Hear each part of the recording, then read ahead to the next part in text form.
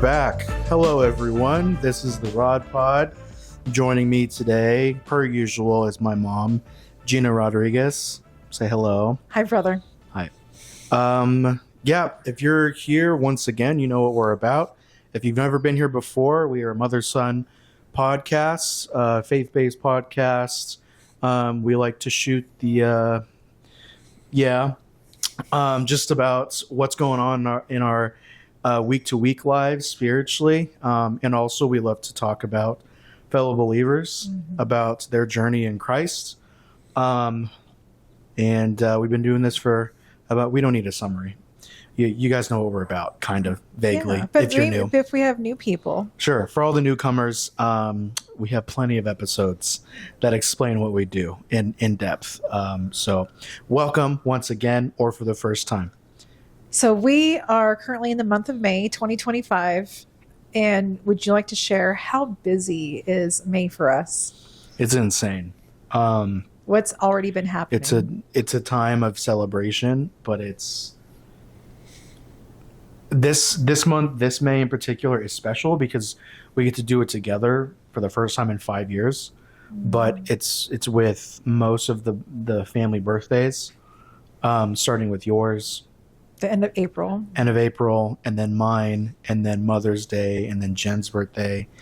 That has just passed this week, and we will be going, by the time this airs, my dad's birthday, actually releasing on Dad's birthday. So Memorial Day. Yeah.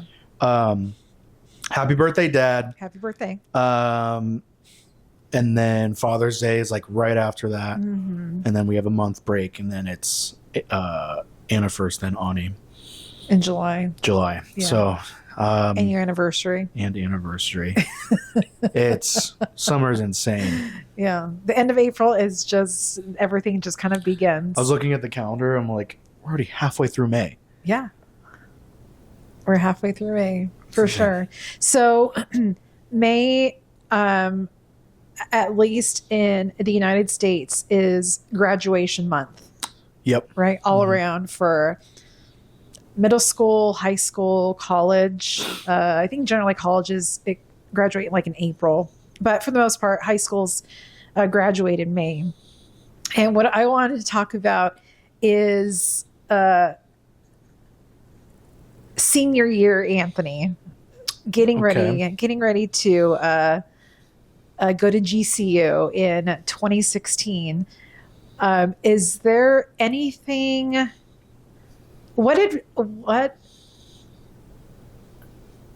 advice would you give that 18-year-old Anthony, or would you give him any advice at all going into his first college year? And the reason I ask this is because I imagine we may have parents of graduates starting their college or starting something right after, they may have just graduated high school. Actually, one of your cousins just graduated high school, will be going to college in the fall.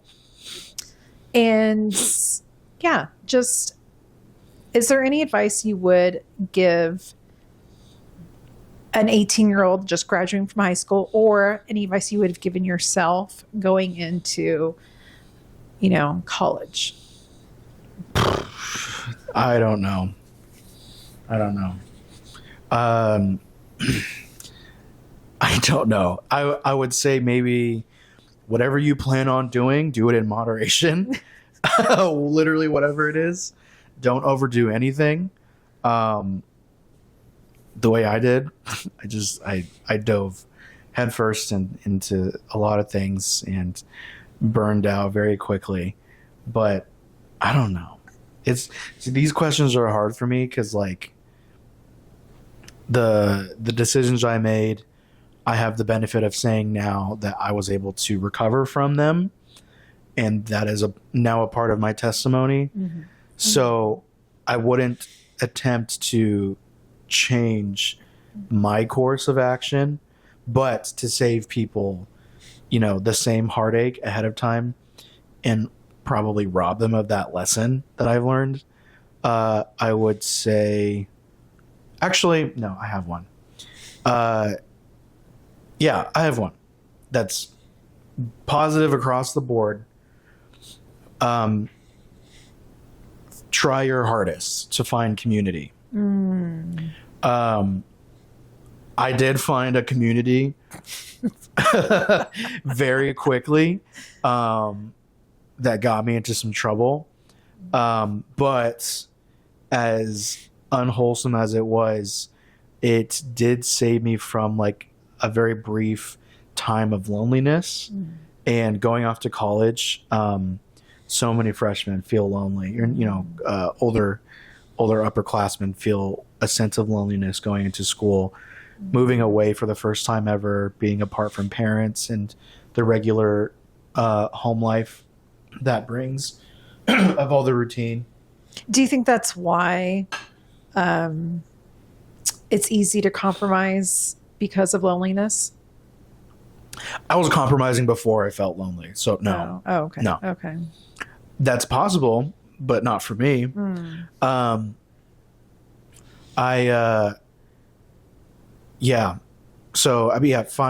community, find a group, be very intense. I mean, with freshmen too, like everyone is so generally so open to meeting new people and becoming friends with strangers. So that's a plus side of starting at a new school. There's a lot to look forward to in terms of just meeting different walks of life every single day. That'll be your saving grace. If nothing else, seek groups of people. Obviously make friends, but try not to like latch onto one particular person, because if they become your entire social life, that person is also discovering themselves, and they may or may not be going down a good path themselves. And if you're attached at the hip, then you're gonna follow suit maybe. So becoming a part of a larger community where there's multiple players, in the mix, where everyone's figuring themselves out. That's my advice. What did a typical day look like for you freshman year? Like there was no typical. There was no typical day? Besides class, that's like the only regimented thing. Yeah. It was just getting into trouble, and there was more than one ways to do it. So there was no typical at all. And that was the fun of it, was like there's all the structure in life prior to school was gone. There's no one to ask for permission to go do anything. Therefore, you don't need to plan ahead.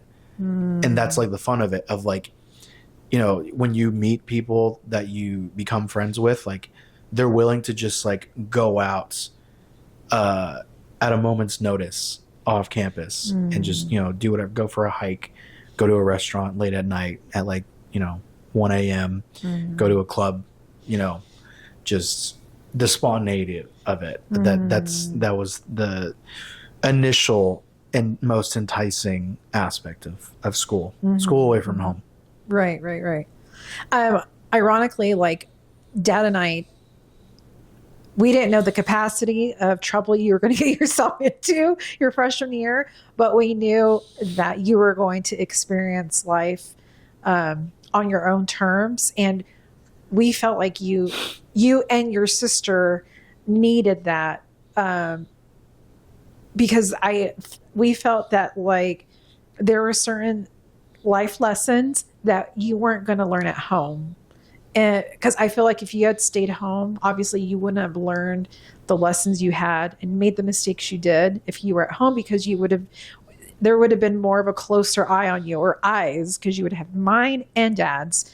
And so I know that, because I had friends, we have friends, and you guys all kind of like, all of our kids had graduated like you, all around the same time. And some of them stayed in town and went to school, which is fine, because, every family, has different needs and stuff. But a lot of them was more their mentality was it's just more cost effective, which we totally understand. It's more cost effective just to stay in your hometown and go to the local college, which is fine. And we make decisions based off our values. So obviously that's what they valued. But for us, like, we valued the experience that you and your sister were going to have away from mom and dad, in another city, in another state, to be exact, and just a different environment altogether. And we knew that it was time for you to have a different experience. And because we made lots of mistakes, as late teens, early 20s. Go ahead. Anyhow, yeah, we just knew that there were certain life lessons that we weren't not going to be able to provide for you, that you needed to learn those on your own, and that it was going to be okay. It was going to be okay. We trusted, most of all, we trusted God. We trusted God, and we still continue to trust him, even with you guys as adults now. And even with Ani,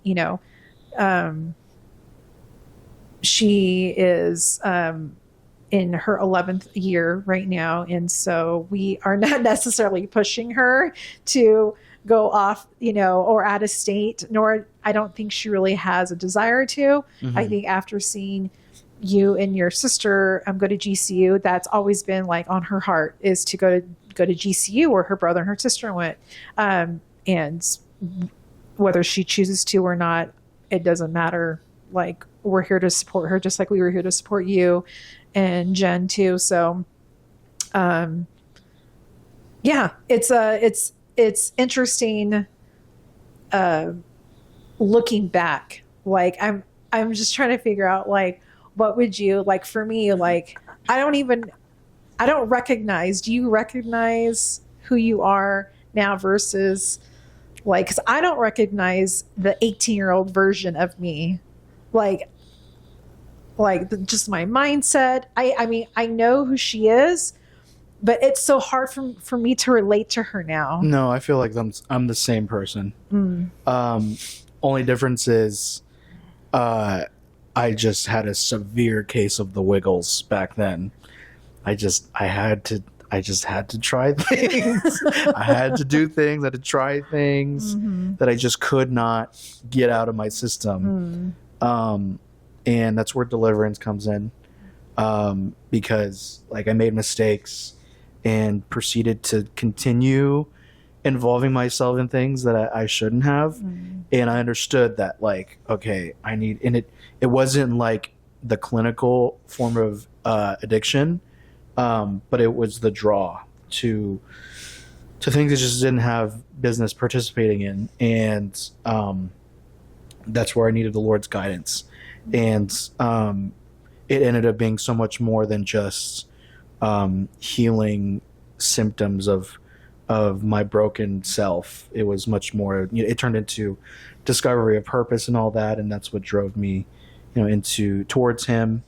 But I was going to say, moving away was essential for my personhood, because growing up, like, there was never a new atmosphere to me that I would enter that you or Dad hadn't already like kind of like scouted ahead of time. Like, whatever new place I was headed into, it was because you took me there, you brought me there, you did your due diligence of, like, seeing what this new place was, like, in terms of, like, an institution or even like a workplace. There was a workplace back home that, like, I got because Dad knew a guy. Yeah. Like, the schools I was at, you guys sent me there because you did your research ahead of time. The churches we were a part of, the friends that I made, I was a little bit more on the trailblazing side, but even then, you still were pretty decently connected with the community of friends, the parents. Right. So into college, I still think about this to this day. whenever I'm in a new atmosphere of people that don't know me, I'm like looking around, I'm like, none of these people know where I've been in life.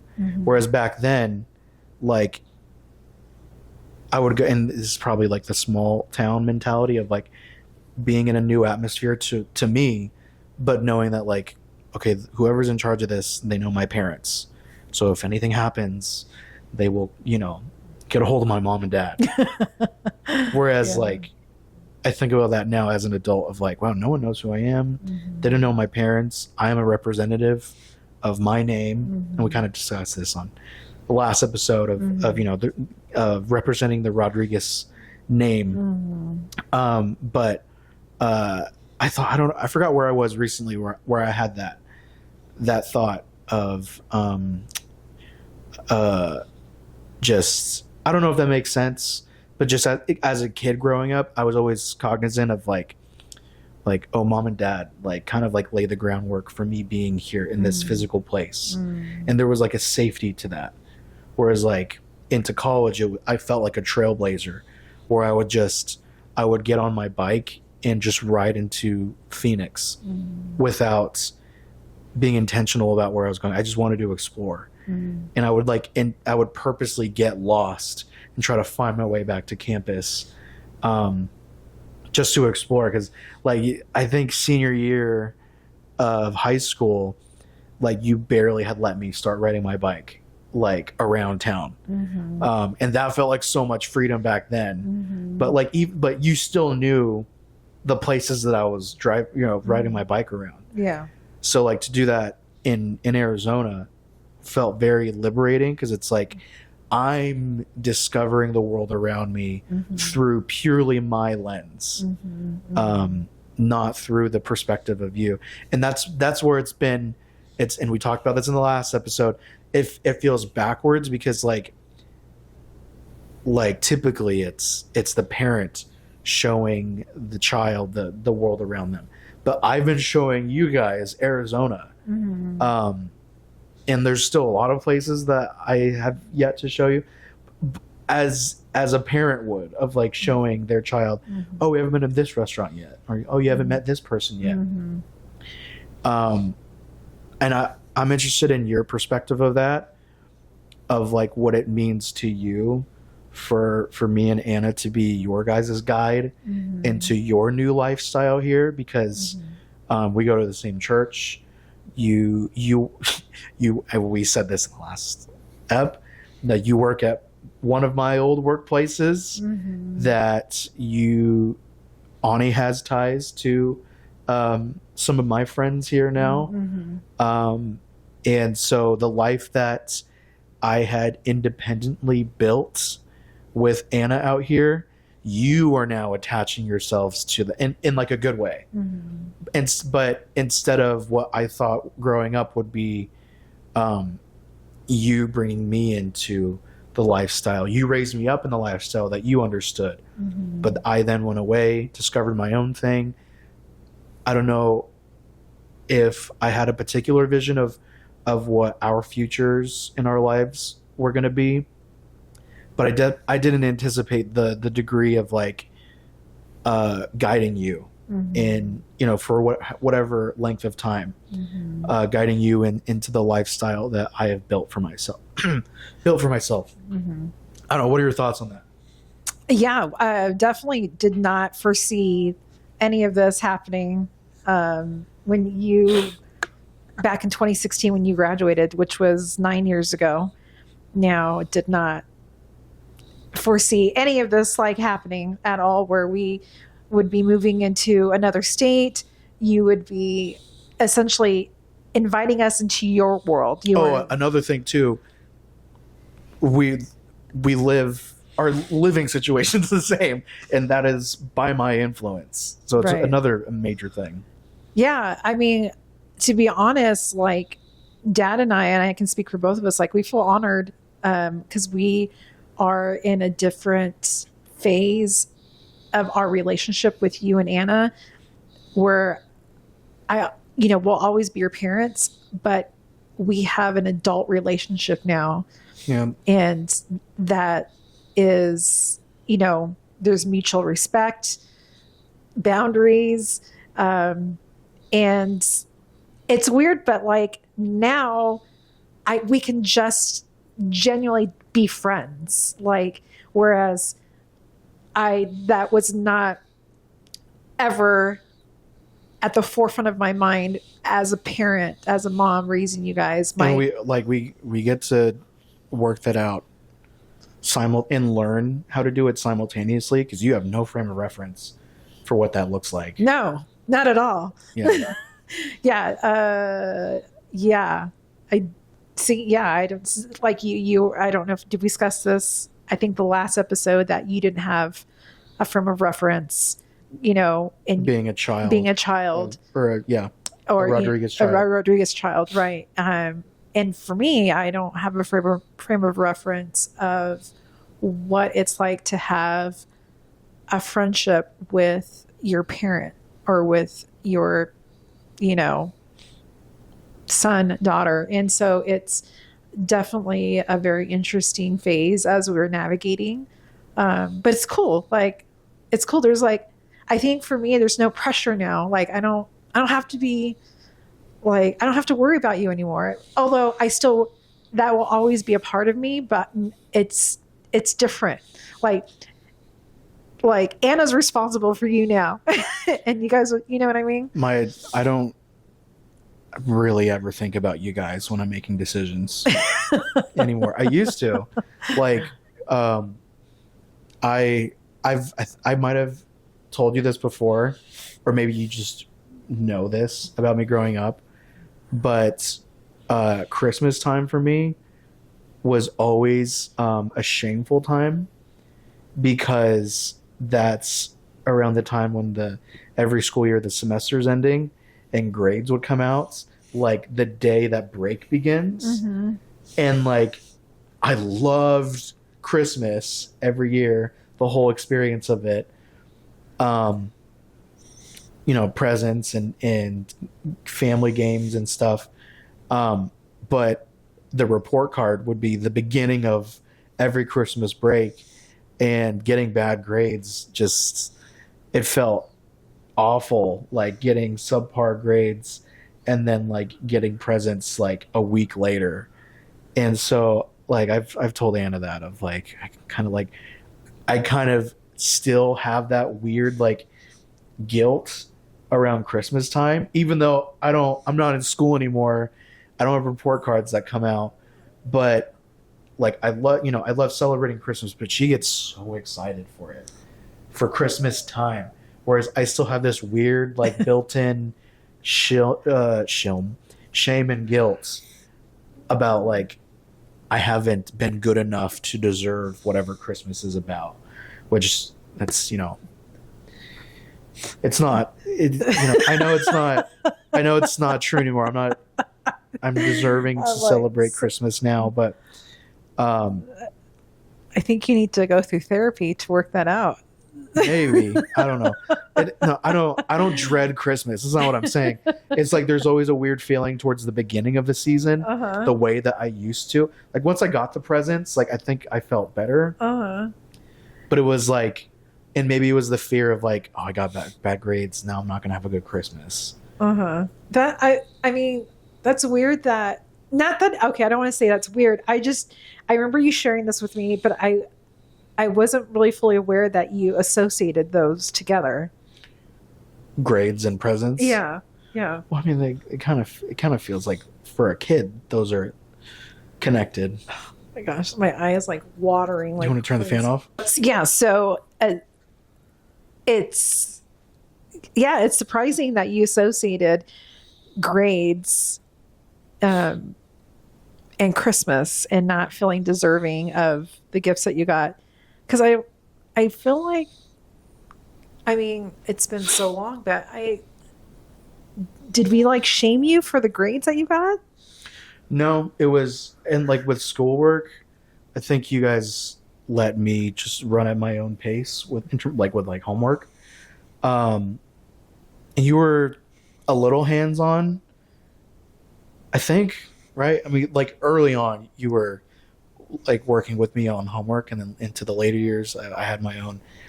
agency. But you guys were like, just your standard was don't get C's. And I got C's a lot. And there was a couple years where I got D's like sprinkled in. Never more than one, but like there was a couple of, I forget what subjects, but yeah, C's were hard to, they weren't hard to get, but like when I got them, I had a hard time. And we're gonna have to dig through some of your old schoolwork and I'd rather your report card, because I honestly don't recall it being like that bad. As like, I didn't show that I was scared. I like just bided my time until you asked me to show you the card, and I was like, here you go. That's so funny. Oh my goodness. Wow. I forgot even how we got on this topic. Yeah, I forgot too. I think we're talking about, I don't know, like I don't know what it meant living back home versus being in school away from home. Right. Yeah. Oh, and I think I was sharing how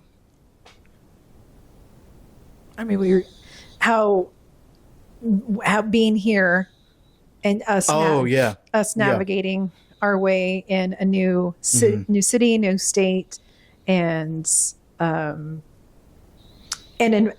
you guys inviting us into your whole life. You're like inviting us into your life. And so I personally feel privileged and honored that you have opened the door for us here, have allowed us to be, part of that. You even want us to be a part of your life, because that's not, the case in a lot of families. And so I think we're in a very kind of unique situation, which I don't know if that's, I don't know if it good or bad. I don't know. Every family dynamic is different. And, but all in all, like Dad and I feel very honored and privileged that we get to be in close proximity to you and Anna. Cause we, that at least for me, that's always been my heart's desire, is to be, close to you and your sisters and stuff. But also wanting you to have the freedom to choose, like, where you want to live, where you want to be in life. And, you don't necessarily have to appease your parents. But because you chose to, it's nice. It's nice. So we're appreciative. And, I think it's, again, fun. It's fun for us to be able to experience a different, area, different atmosphere at our age now. And yeah, it's good. So we appreciate you guys. So you had opened with advice or that I would give myself. Is there advice that you would give to parents sending children away to school? Stay prayed up, and hope for the best, prepare for the worst, like mentally prepare your heart. Because the, freshman year, brother got himself into some trouble, with law enforcement. And the day that I found out, I had just come from doing worship at the church that we were going to at the time. And it was me and Jen. I don't think Ani was with us, and I don't think Dad was with us.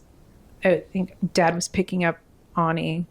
So anyhow, it was me and Jen, and we went to this we went to do it was just a worship night. It was just all worship for like 2 hours.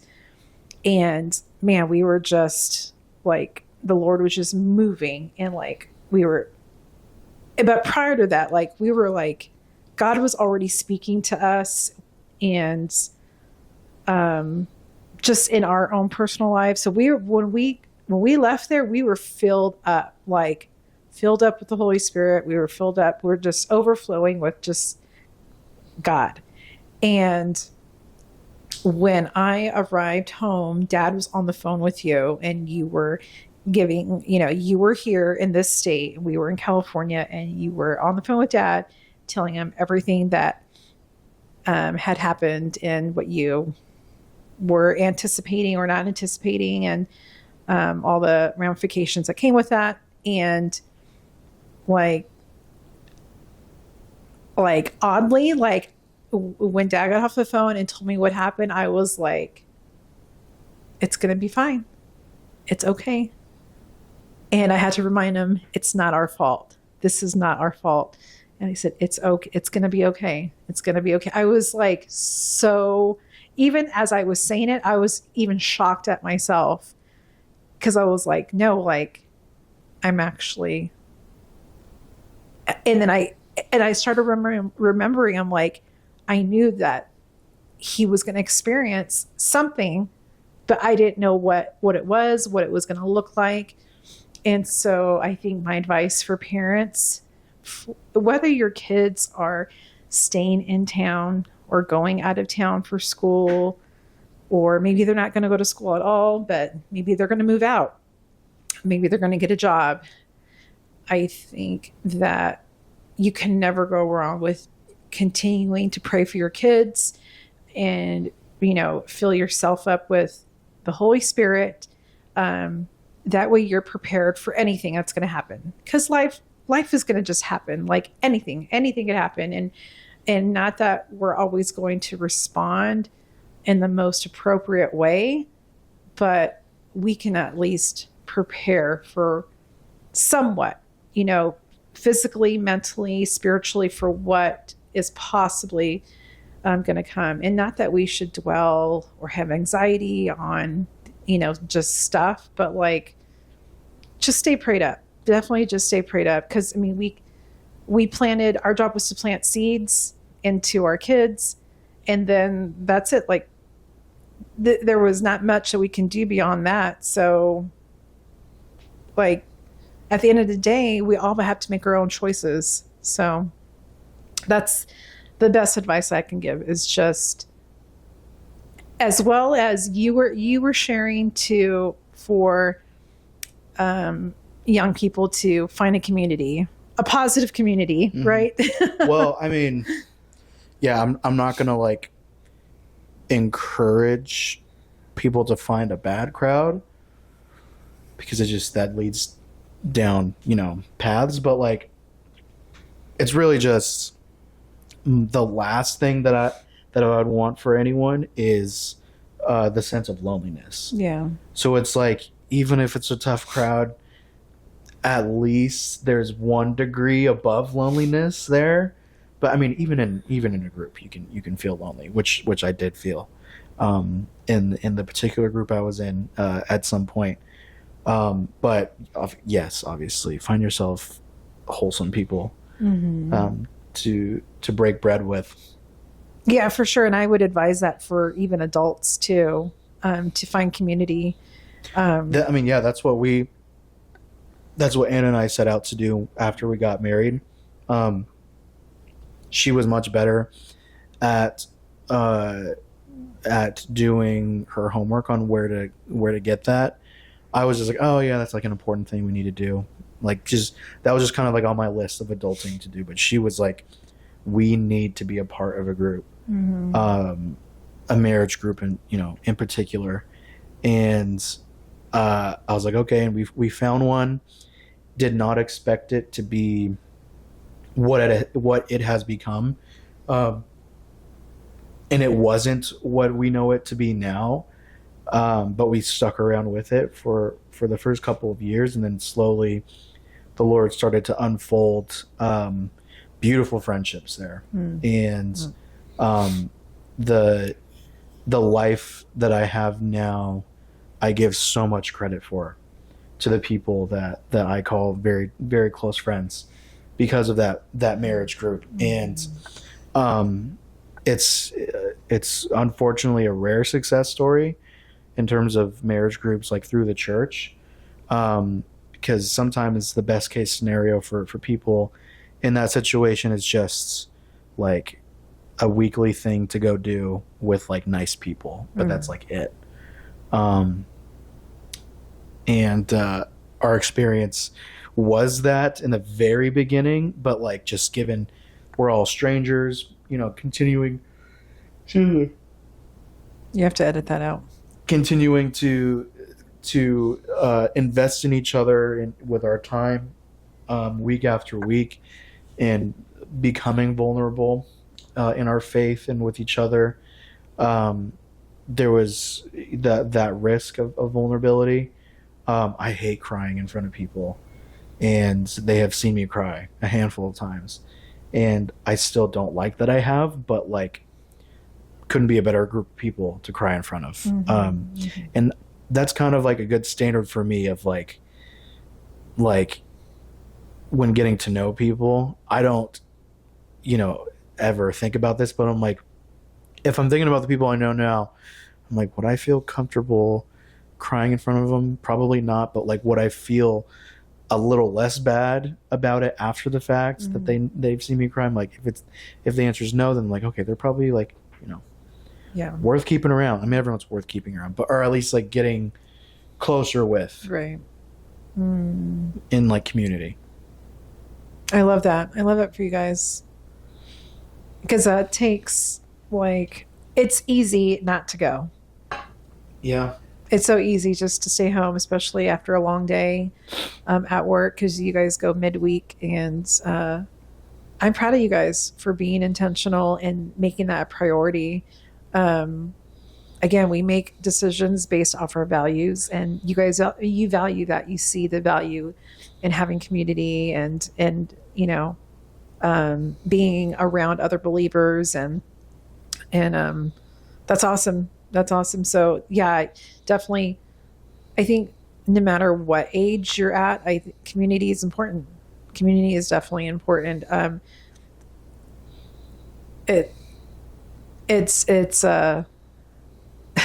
You're right. It's easy to find. If you're looking for trouble, you can find it real easy. And so, I would definitely encourage parents of any age group to also have community, for yourself, separate from your children, for sure. So, and that's what Dad and I are trying to slowly cultivate here, little by little. And we know it's going to take some time. It's going to take time to be able to have that for ourselves as well. So yeah, it's cool. It's cool. We're still, I guess since we're still new here, I guess that you consider that like this is like our honeymoon phase. Sure. As we're, just learning how to navigate our way here. Yeah. A theme that I've recognized about like God bringing important people into my life is like every close friend that I have and have had all started with when I met them, me never... Oh my gosh. Oh, it's been a long day. I always start with the perspective of thinking that like they're the last person that I would be close with. Not that like they're the antithesis of who I am, but it's like, there's other people in the crowd that I would find as a friend quicker than them. But like Anna's like the biggest example of that. Of like the very first time I met her, I'm like, what is this chick doing hanging out with me and my other dork friend? And that turned into a marriage eventually over time. But there were so many phases in between that with her and I. Other close friends in that same group, just about all of them. Like I never anticipated of feeling so much love for every single one of them. Like I feel like really in this past year too, like there's been a turn in my heart of like more than like just community friends, like Bible study, friends. It genuinely has begun to feel like just the family of God, of just, we are family. This is how we serve each other. When we're in need, we do things because that's what we do, to serve each other. We don't try to like gain anything out of service. Right. At least I try not to. Especially these days, though. I try to proceed with love in all acts of service. I haven't perfected it, but I'm working on it. All things that you taught me. You're welcome. No, it's beautiful because it's a genuine community that there's no ill intent. There's no hidden agenda. There is genuine community going on. And so that's awesome. I love that. And I think it's safe to, for us to be able to encourage you guys to seek that out for yourselves, community, whatever that looks like. We have old friends back home who are into salsa and bachata and whatever like dance, that Latin dance you can think of, and that has become their community. So I love that for them. And did you know about the bachata event going on here? Yes. Yeah. We will talk Did you about go to that. No, I didn't. Oh, okay. No. Anyhow, so we have friends back in our hometown in Bakersfield who, and if that's something you're interested in, being a part, learning, they love newbies, brand new people coming in, learning how to do salsa, merengue, bachata, all these different types of Latin dances.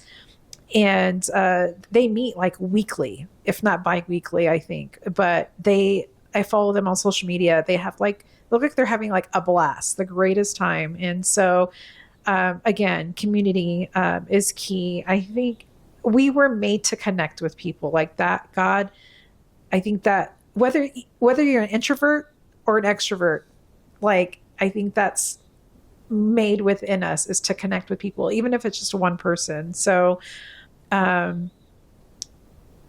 if you are in the Phoenix area, you are welcome to connect with us. If you are in California, Bakersfield, if you're in Washington, we kind of know we have pockets of friends in almost every state, and we can possibly get you connected to someone. We don't know a lot of people, but we know a few.